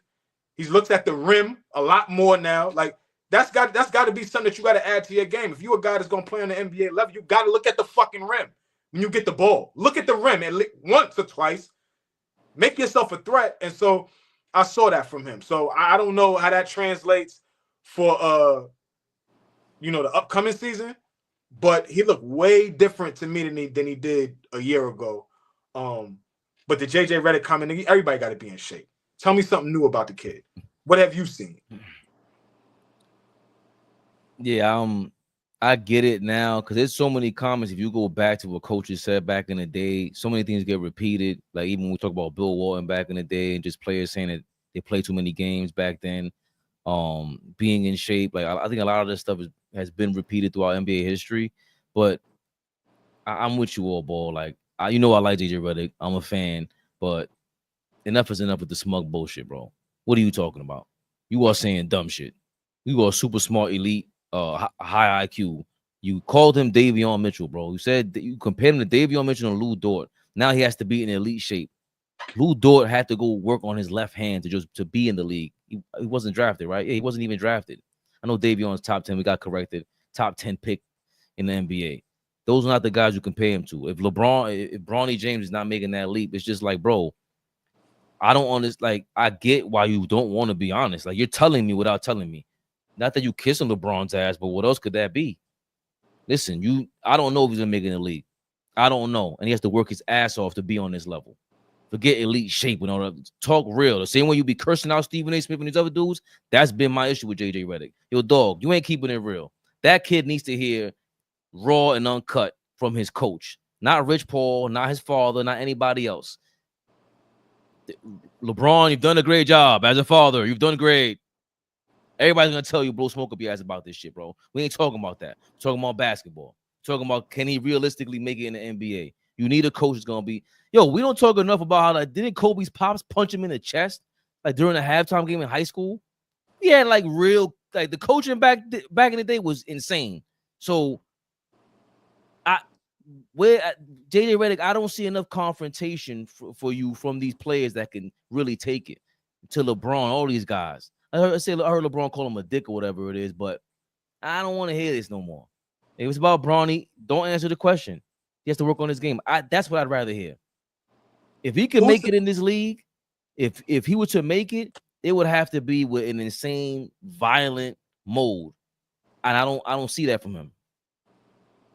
Yeah, but for me, this ain't even about Bronny. To me, this should be about JJ Redick. You're coming into the season with now a fully healthy Luka Doncic in shape, as he says, right? Elite championship shape. Y'all just got a center in DeAndre Ayton. You still have LeBron James. And now you have Bronny James, who people are saying gotten better. JJ Redick, what are you going to do? The clock is ticking. You failed this season just like every other coach. He should be fired. Fleet, if the Lakers get anything short of a Western Conference Finals, he should be fired. Any other coach with this talent, a LeBron and a Luka, and now you trade and get a center, I don't want to hear no more excuses, barring somebody get injured. But I think the JJ Redick train is over. The hype is over. All that shit that people thought about him, and Paul Pierce said it perfectly. That nigga sounds smart. Fuck out of here. He bamboozled everybody into being the Lakers head coach. Genius. So if he sounds smart, right? How smart are these other niggas? If he just sounds smart, how smart are these other niggas? I mean, respectfully, of course. Like, hey. I'm offended. Like, how smart are these other niggas? If he just sounds like he's smart. Who y'all playing comparisons for Bronny James? Say it again. Who are y'all playing comparisons for him? I'm asking a question. We do this for anybody else. I'm asking y'all, who are y'all playing comparisons? Who is his ceiling? Like, who do y'all think he at his best? Who could he be? And at his worst, what is his floor? At his worst, who is he? You're gonna have to give me a couple minutes. I would like to know what you think. Who are your player comparisons for Bronny James? Yo, man, relax, man. Like, yo, first of all, Why can't I ask that question? I don't understand why that's a bad question. I didn't say it was. You got me so befuddled that I'm trying to come up with a player. Like, damn, I've never seen this before in my life. Who can I You've never compare seen this before in your life. Who can I compare this to? I don't know. So, all right. That's a pro. That nigga was a pro for a lot of years. That nigga was a pro. But see, Fitz, hold your man DA down. Yeah, no. Listen, now, hold your man easy DA down. with Daryl, y'all. No. But hold on. But in all seriousness, see what I don't like when people do that and make a joke. Them guys that we laugh at in high school and college was legendary. See, that's the only thing with me that knocks me about Bronny James. You always said that. Yeah. Right. Flea, I've been consistent. You always said right. That. That's And you know who made a great point? I know we don't never want to hear what Jeff Teague says, right? But Flea, he made one great point before when the young lady Aja Wilson was talking about she had beat a basketball player and then whatever. And he broke it down. He said, yo, a lot of these players that y'all get flack to in high school, niggas was averaging 40. In college, niggas was crazy. Like Pat Beverly, do y'all see Pat Beverly's highlights in high school? Dog work. Like, right. So we can laugh at it, Darryl Armstrong, all we want. But if you look at what these guys did prior to the NBA, like even getting there. So for me, I think Bronny, Fleet, all jokes aside, is in a very difficult spot.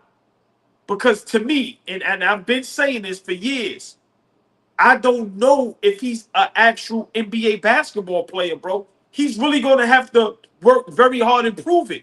Like I said, he doesn't handle the ball well. He doesn't shoot the ball well. He's not a great free throw shooter. I don't know if he's a great defender yet. So for me, being that size, 6'2", they're going to try to bump him to 6'3". All right, cool. But for me, you not being great in high school, and then we know what happened with, the situation where he lost his life. God willing, he's okay. But in college, he averaged 4 points. So it's hard for me to be like, okay, his ceiling may be this. Because if we name a player, that player probably was crazy in high school and probably had a legit college career. So it's difficult for him, bro. It's difficult to rate this young man because for me, I've been saying this. In high school, he didn't average 20. Athletic, good young player, but he didn't dominate in high school. He didn't dominate in college. So that's tough for me, Flea. I'm sorry. I can't even answer that. And I ain't, you know me, it's nothing for me to troll and just throw dirt on him, but that's my honest opinion. I can't rate him, bro. I really can't. And I'm tired of saying he don't, but I'm tired of the same arguments. I can say that all day. Oh, he this, he that, he don't know. Honestly, we gonna have to see. It's gonna be rough though. It's gonna be rough. I like what he's saying, Flea, because when I seen Josh Hart on the Lakers, I was like, he's talented. I just can't. I don't know what he can do. And then when I backtrack and see he was Big East Player of the Year, then when you said the other day, what was it? No, go. I had a point about what y'all saying. Go. I'm listening. Like made the point the other day, Draymond was like a big, the defensive player of whatever in his conference, and a lot of these guys he was the conference player of the year. But that would mean I would think he's an offensive player in college, right? But Patrick Beverly scoring that much in high school is like all of a sudden this knack to lock in and master something at that level and that age. Somehow you translated that to the league and you said, all right, I'm not going to be that kind of guy in the NBA. How can I translate that locked in mentality to something else to make me stay here? And it's like, you got to go be a 3-point. You got to do something to lock in on. And we haven't seen that yet. That's my thing with Bronny James. Is like, I don't really know. He just looks like a raw, talented, athletic kid, but not wowing us on an NBA level athlete. That's, I don't see that. And I think that's fair. Like, because I look around at the league and there's tons of guys. And I think that's a fair point about guys were supernovas in high school and college. Like, if you go back and look at Josh Hart as the best player on Villanova's team, you will be like, okay, Josh Hart is going to translate his scoring ability in college to the pros. And that would never happen. He just couldn't score it the way you need to score it on the NBA level to be a 25 a night guy. Josh Hart will never, we know that. Josh Hart will never be that. But that's 6 years later after him being drafted. What I'm saying is that regardless if he had a astronomical career in high school and college, he's on the same level as a lot of other guys are right now. So fuck what happened before then. What can you do right now on this level that is comparable to other guys that are like you? Like for me, first guy that comes to mind, right? And y'all, a guy like Colin Sexton. Why is Colin Sexton so much better than Bronny James right now? Why? Well, if you ask me, just brief, he's a bigger guard. He has a better hand. How much bigger? Colin Sexton ain't 6'5".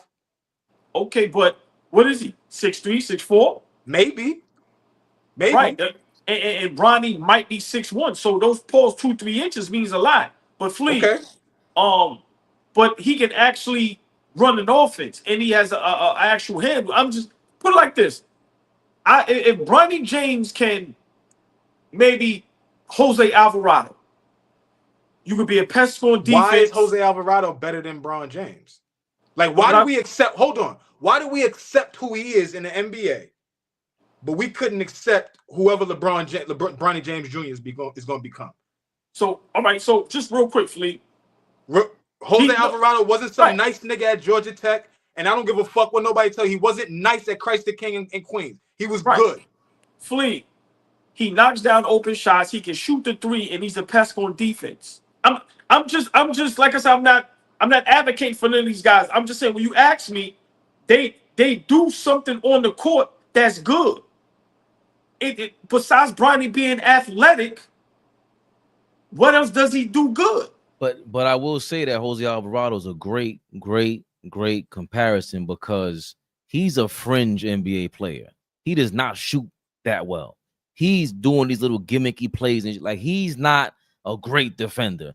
So I understand what you're saying with that, Fleet, but there was no hype to Jose Alvarado from Christ the King. But that's to not the Tech. point. It's because of his name, Fabian. Right. You know, if his name is Colin Adams, that nigga, we don't talk about LeBron James' son. Correct. But if it's not his son, we don't talk about him, bro. Right, but now we're going back to the same argument of this is what you signed up for. Your father knew what he was doing. JJ Redick knows what they're doing. That's they know what they're doing. But because there's hype, that means he has to amount to a certain level of play. Mm-hmm. We are actually grading him right now. OG hit this right on the head. Jose Alvarado. Let's stay right there. Forget what he did prior to becoming in the NBA. They both on the same level right now. Why could Bronny James not aspire to do what Jose Alvarado is doing right now? And we accept that and that be okay. He should be.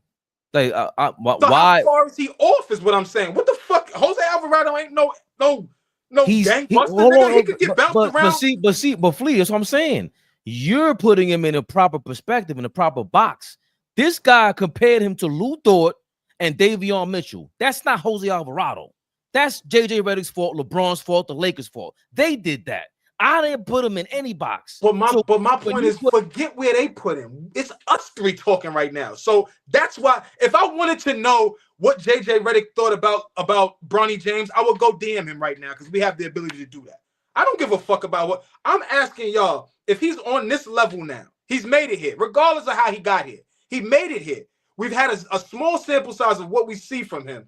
Why can't he aspire to beat Jose Alvarado? How far is he? He's not that far off from a Alvarado, a Sexton. We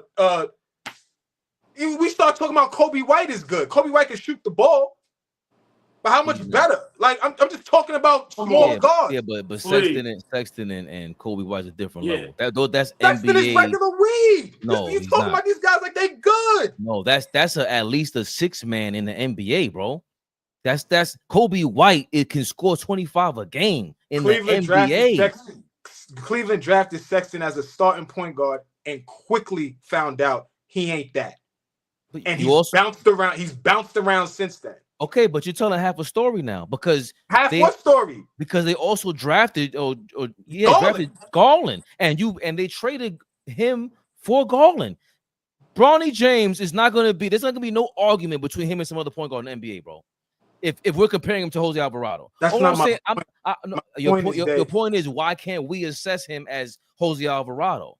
Yes, that's right. That's my point. I'm with you, but the point is that if their focal point, if their destination for Bronny James is not that and it's further than that, this is where this is coming from. If he would have said JJ Redick would have came out. You want Cole Anthony or you want Bronny James? Cole Anthony's better than Bronny James. Why?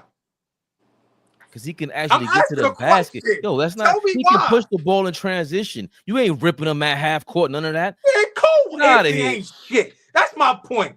You niggas love to talk about niggas that halfway good. Okay, so hold on. Now, if Cole Anthony, about why can't he aspire to be them? These niggas ain't that. Oh boy, what he just said? He said if JJ Redick ain't smart, what that say about them, right?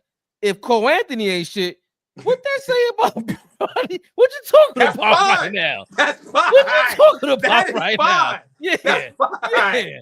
That's fine. Before we go, you 100% correct. The the hype that they put on the young man, these are the conversations that should be had in that realm. I think Kobe White is better than all those guys. Sure. The Sexton thing may be a little stretched, but the Cole Anthonys and guys like that, I think, if the young man works hard, he has to work on, he just has to get good at something. Remember, at that size, you got to be able to run an offense, right? You got to be able to, have a handle the way you don't lose the ball, turn the ball over, basketball IQ. You have to be able to knock down open shots. So you have to be a pest on defense, right? To be that little. So he has an opportunity to do those things. His father is one of the greatest. So, basketball IQ, learning the game, knowing the game, working out, things of that nature should all be no problem. I just think he needs to focus on one thing. I don't think he needs to try to be, which he did to say, the next LeBron.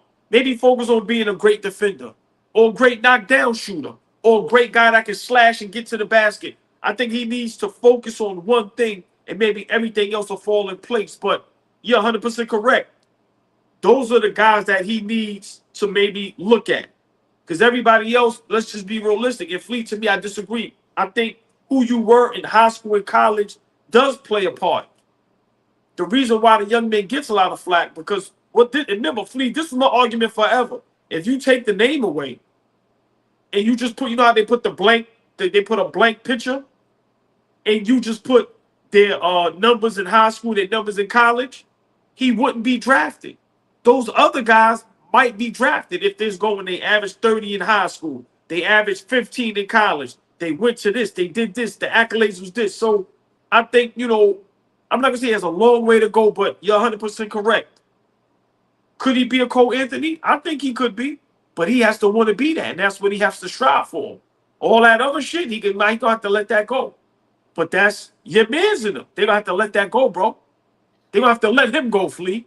But I really like, that's why I like talking to y'all. I really like that Flea even brought that up, because why can't you be Jose Alvarado? Jose Alvarado's from Brooklyn. He don't come from nothing. And he plays like that. Like he plays with an attitude, bro. I don't see attitude from Bronny. I seen some of that against Cooper Flag on that one on That's that what one I'm saying. play. Like it's turning a little bit. He's getting comfortable. He's getting comfortable for real. Just a reminder, real quick. Go ahead. No, if he has like 5 or 10 plays like that a game, to me, that's a different level. Yeah. You do that 5 times in a game, like all ball might. Y'all getting hyped again. Like, yo, bro, he does that 5 times, do some Alvarado shit. Like, we know Alvarado now for doing some, what they call him, Grand Theft Alvarado. That's hilarious, bro. At least do that. But he needs to come with that spunk. Guys work on their games, man. Guys work on their games and come back completely different players. I just don't understand why that can't apply to that young man. It ain't even being about him being LeBron James' son. If you work on your game and you come back and add things to your game, why is he devoid of going into the lab and working on his game? You want to see niggas in the gym? Go in the gym and work on your game. He's going into his second year. Or you adding to the toolbox every year, right? Like, so, like I said, we talking hoops, man.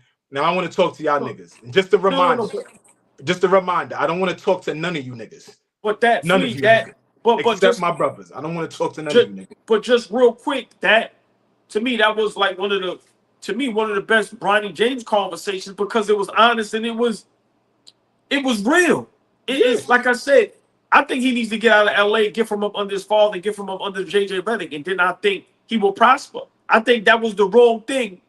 They should let him go somewhere where he's going to be coached correctly, where he's going to be critiqued correctly, and where somebody's going to put. You know what I think he would be good at? I think he would be great in Detroit with that coach. That's where I would love him at.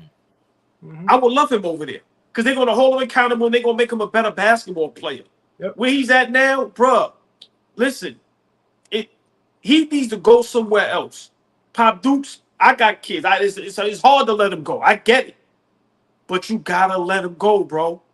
You hear all the, like, I'm not a fan of King and Martin, but I love when he talk about his son. Because he says, yo, I let him go. Listen. So just imagine if he tried to, I think Brandon, I think that young man get away from the Lakers, go somewhere else. I would love him in Detroit because what they building over there and how that coach is, I think certain spots would be perfect for Bronny. But being in LA, that pressure, now Luka there, your pops is considered the GOAT.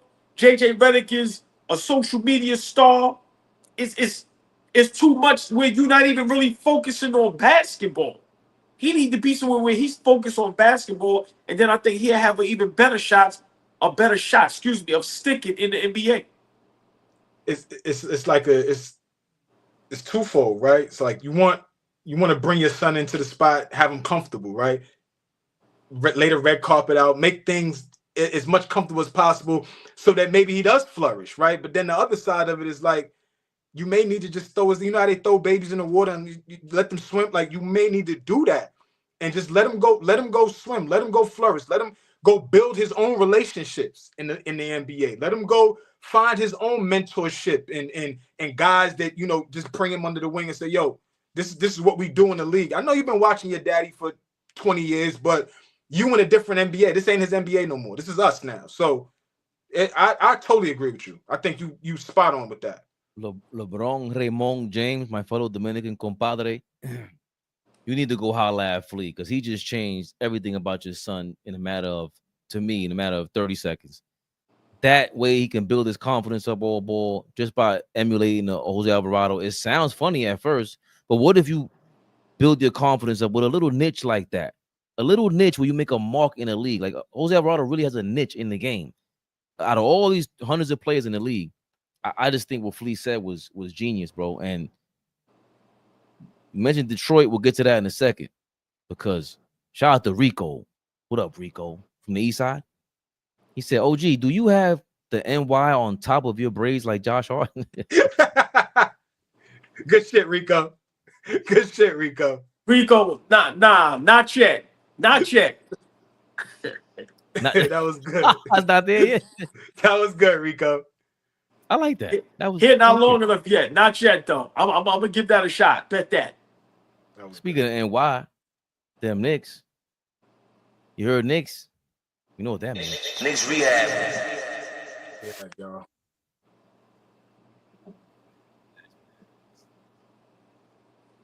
And I will ask you, Flea.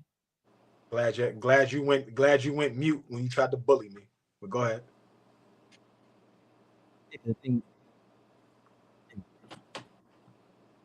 Talk about it. Knicks, Josh Hart, real quick. Final piece of the Knicks. Somebody's missing, it looks like. We got everybody getting off of no contracts. They're saying, yo, we'd rather give Gary Jr. the vet minimum than give Grimes a contract. People are talking crazy right now. But sometimes it's coming to an end soon in about a month. The Knicks final piece, Flea. You put it out there in the ether. Let me know who you think about anybody in particular. I don't know, man. I know we need to. I know that spot needs to go to somebody that's not just gonna sit down. Like we need to be able to go to him at some point during the season, right? I don't want a PJ Tucker type guy to fill that spot. Give me a guy that may be a veteran guy, but could still get out there on the basketball court and help us. Every guy on this team, we want to be a championship team. Everybody on that team needs to be able to contribute. That's what's going to make us a real championship team. When you look down the line and you look at everybody's going to be able to be a capable contributor. I don't want no liabilities. I don't want no just locker room niggas just wearing a uniform and looking fly and blue and orange. I don't want that this year. I want to be able to go to our bench and be able to say, yo, I need you for 5 to 10 minutes. Shit is fucked up right now. I need you to go in there, and we need to be able to go to our bench. And whoever that is, the last guy, got to be that type of guy. I know Brogdon is still out there. I know that's not a high name anymore. But again, high IQ guys. If we're going to go get a vet, we need high IQ guys. We need guys that's going to come in, know how to play basketball, have somewhat of a winning culture. I'm weary on just going and getting guys that's come from losing and don't really give a fuck about what it is to take the win. I'm surprised that Jordan Clarkson coming over here. I'm surprised, but I'm happy at the same time. So I don't know who the guy is. I threw the question out there because I just wanted to see what y'all thought. I don't know who the guy is, but it can't be somebody that's just gonna take up space or we waive him, by December. Like, no, it needs to be a guy that injuries happen. We've been watching it for the last several years. We've been ducking it. We was the most healthy team last year. Go figure. So who knows what happens next year? Whoever that is, he needs to be able to play. What you thinking, all ball? I like Gary Trent Jr. He's a bucket.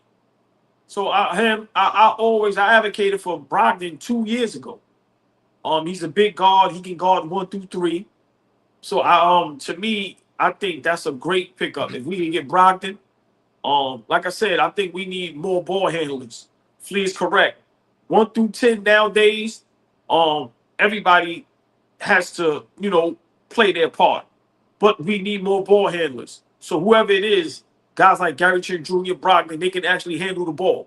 To me, we need that more than anything. So those two, for me, would be the top. I would rather go with Brogdon, though, because he's just the bigger guard. Like I said, if you get guys that can guard 1 through 3, where sometimes he can be on the court, there's no mismatches. I love that, too. So for me, Brogdon or Gary Trent Jr. Let's not forget Gary Trent Jr. is a bucket. So I think either one of those guys, listen, can definitely help us. But I agree with Flea. 1 through 10, everybody has to be able to play. I was surprised, y'all. I don't know how to pull that up, Flea.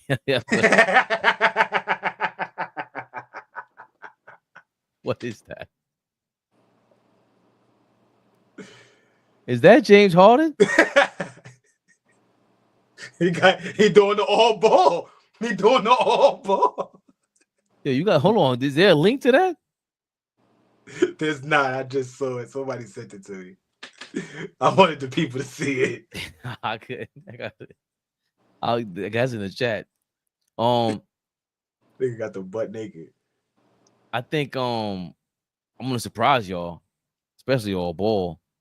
At this point, I don't see what's wrong with going after Russell Westbrook. Like, he got experience. You're going after Gary Trent. We don't have enough attitude on this team. I want somebody with an attitude, man. Like Josh Hart. Go fight Josh Hart. Like, you could tell him, like, oh, bro, when you bring the ball up, do this. You basically me. Just, you ain't got my talent, but we had PJ Tucker last year, bro. What?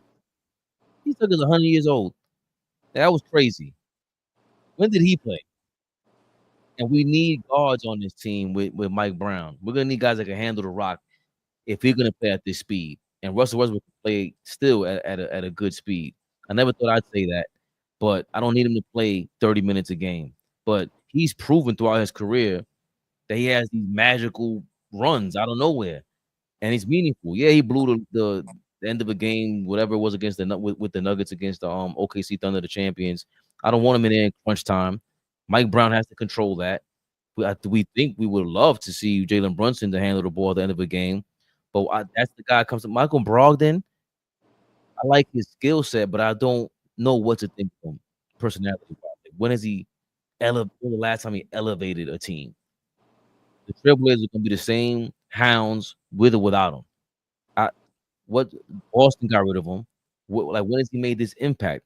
Russell Westbrook, say what you want, he impacts teams. With that, he's a supernova athlete, and I have all my criticisms of Russell Westbrook. Do not get me wrong, but That's the guy to me. If you're gonna make a vet minimum smash, go get Russell Westbrook, man. Fuck it. Like, enough is enough. We trade him at the end of the year too, or midway through the season. I don't even know how that salary cap shit works, but you're gonna go after somebody. Yo, let's go after somebody, a locker room presence who's been around the league, who can challenge the coach, challenge everybody in that organization. Like, bro, I've been around the greatest. I've been around Joker, KD. I've been around Harden. Been around everybody. I know what it takes to go win. Brunson, this is what you need to do next. This is what they did, and I don't know if we have enough for those guys. Challenge Cat. I think Westbrook is a guy who gets spicy like that. I might want to see him in that orange and blue, man. I'm cool. Ball suckers. I'm cool. Are we live? That's what you do. Never the biggest, yo.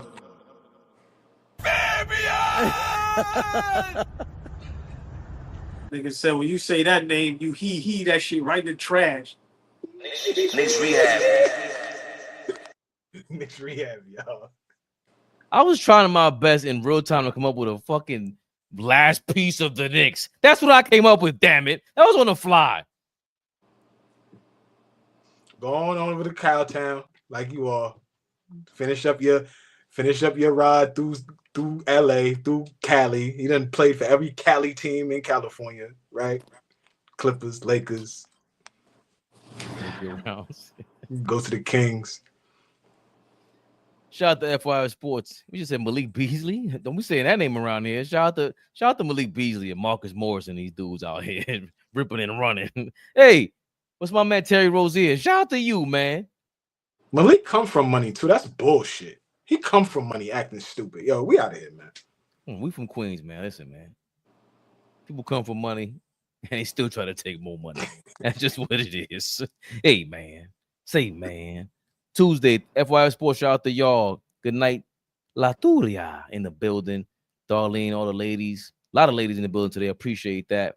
All Ball TV. Like, share, comment, subscribe. Don't forget to do that. Hit the like button. Get all the links in the description. It doesn't hurt. It won't cost you nothing. I promise. Tomorrow, 8 p.m., we back at it. All Ball TV. Sayonara. All Ball TV. They scared, but I'm not. They don't like comentario. Y suscribe.